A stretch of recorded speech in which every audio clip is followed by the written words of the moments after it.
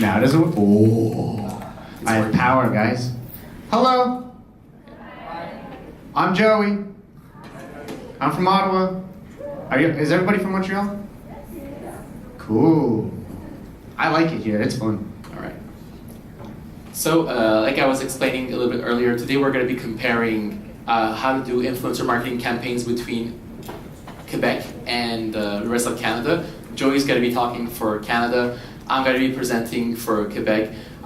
Just to give a little background, as I work with a lot of content creators who come visit the space and so on, sometimes we're going to be talking about the brand deals they get, and sometimes I'm going to be talking about my YouTube channel or my online platform that I have and how deals go on here in Quebec.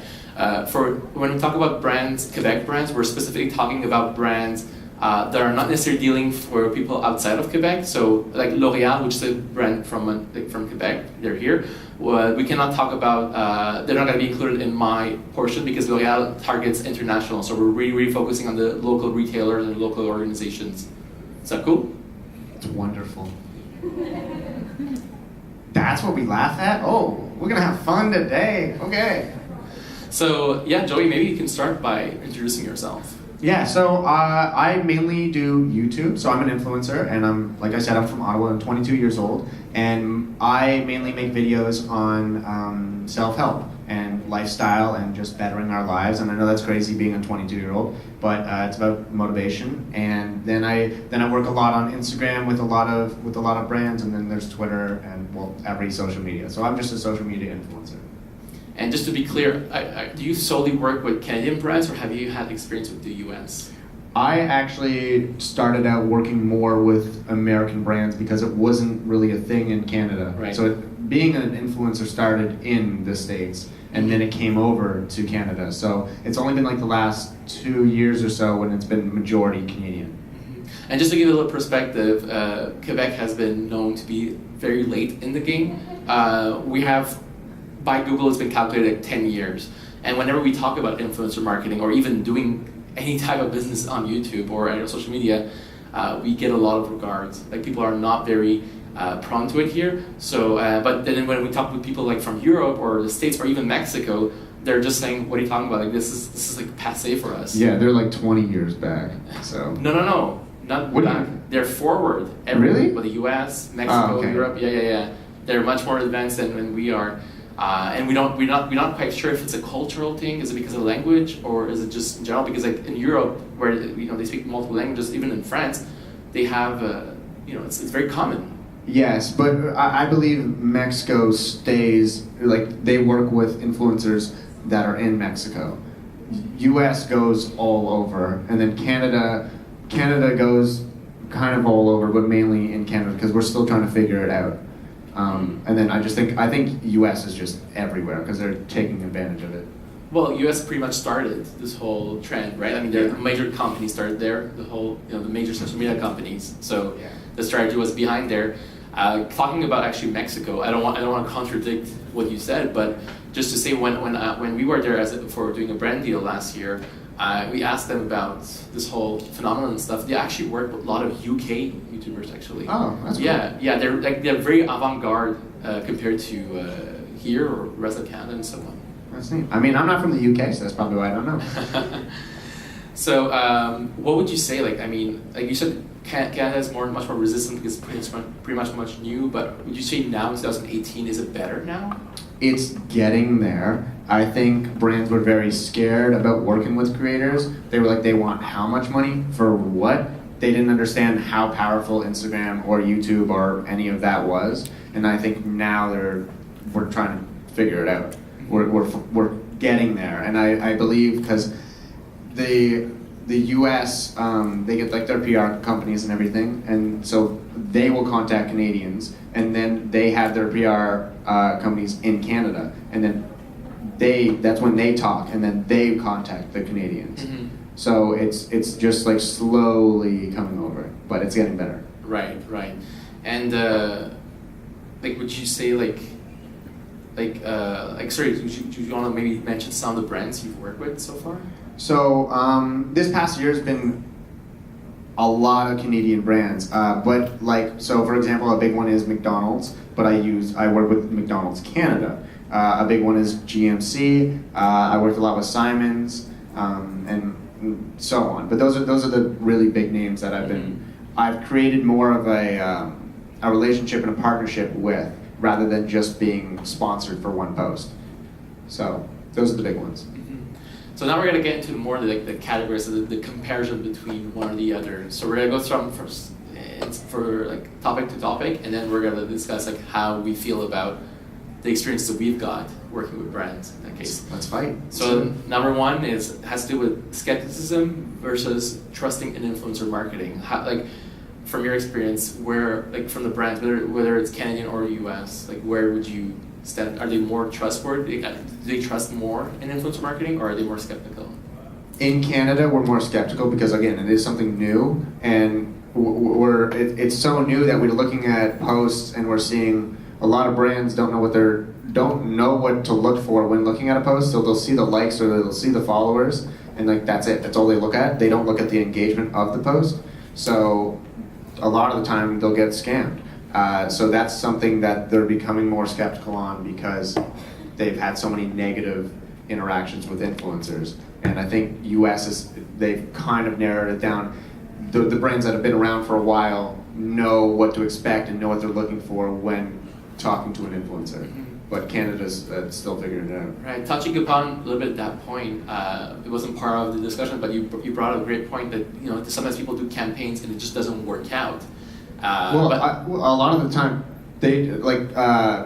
brands will look at an influencer and they'll have, say, 200,000 followers, but they're only getting 1,000 likes, and they're only getting so many comments, and it just doesn't add up. Or a lot of the times, this influencer will have the same numbers, but they'll get like the 20,000 likes but no comments. So that doesn't add up again. So what I'm saying is that a lot of the time, the person is just buying followers. Yes. And that's still a thing that's happening, and then the companies don't look into the engagement of it. No, exactly. Even now that we see very often creators buying into like comment pods where people are forced to comment and so on, but they're not real engagements. They're just people who are commenting on, like they're commenting for the sake of commenting to get more comments themselves. Yeah, and then in Instagram right now, if anybody has an Instagram account and you notice yourself losing followers, it's because Instagram constantly now is going through those accounts and deleting them. Because there's they're called ghost followers, because they do nothing but comment but just like give that random like, and it doesn't make any sense. That's what they're getting rid of. Definitely. In Quebec, it's really, that's the issue. So we have a lot of quote unquote influencers who will be buying their followers or engagements and so on. So a lot of companies who are already that was brand new to, they were just introduced to influencer marketing, and now all of a sudden, they don't know about the buying aspect. So they work with an influencer, and then they realize that the campaign didn't work, and then they become even more skeptical than what they were before, and they're like, oh wait, this doesn't work. Let's just stick to traditional marketing. And we see very often a lot of creators here have been talking about how there's like the star system where some creators will fall into like the celebrity aspect of Quebec. So they're the only ones who will be like more getting brand deals than other people who are like much more, you have to fight even more, prove more that they're actually worthy to. Yeah, but sometimes those people who are the celebrities they literally can't sell a product because people just like want to see their life. They're not invested in their life. Right. So sometimes if you have a creator who only has 20,000 versus 1 million, that creator with 20,000 they have 20,000 people who are invested in every single little thing that they do, which is insane, but that's what sells, rather than the person who has 1 million and they're just like, oh, okay, this is cool, and then scroll on by, right? Right. Would you say brands leave you with autonomy, or are they very rigid in the things they're asking, and they're very like picky on what you do? They're very tedious. The worst thing that any brand can ever do is come to you and just say, hey, we want to promote this. What's your offer? That's the worst thing. The best thing a brand can do is come with an idea and say, hey, we need to cover this. How are you going to do it? And there's a lot of times where I will always take any brand deal that I ever get and I completely flip it into my style. And I say, if you want to sell your product, we have to do it my way. Because that's the reason why people follow me, is because they're invested in what I do. So if I if a water company comes to me and they're like, hey, we just want you to post a photo of this nice looking water bottle, it's no, who cares? No one's gonna like that. Like none of my followers are gonna like that. So you have to target their audience, right? Right. I think a lot of time brands do get confused with the aspect of us. Like when we say, okay, we're the new advertisement, quote unquote, so they think that we're actually going to make them advertisement, versus, talking about the brand and actually making the story out of it to building brand loyalty. Would you say, like, do you get clients or brands that come to you? They ask you to actually create a real commercial ad when you're not supposed to? So a lot of them come and they ask too much because they still don't understand. They don't understand the rates, and so like.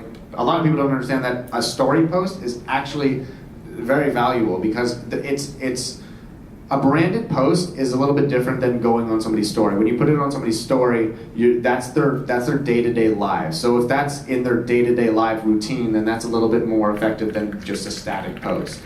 But a lot of companies, they'll come and they expect a lot more. So for example, I'm not going to name the brand, but I was promoting their delivery service, and they asked me to take a picture with their delivery bag, and then so I took a very nice picture that my followers would like and that would get good interaction, and they said, okay, no, but we want to see what's in the bag. And then I'm like, how am I supposed to take a photo with a bag showing what's in the bag, but you want me in the picture too? And it's just like, that's too many things at once, and it's just not something that we do. But then they're like, okay, well, we want a photo of just the bag, and I'm like, well, that's not gonna, no.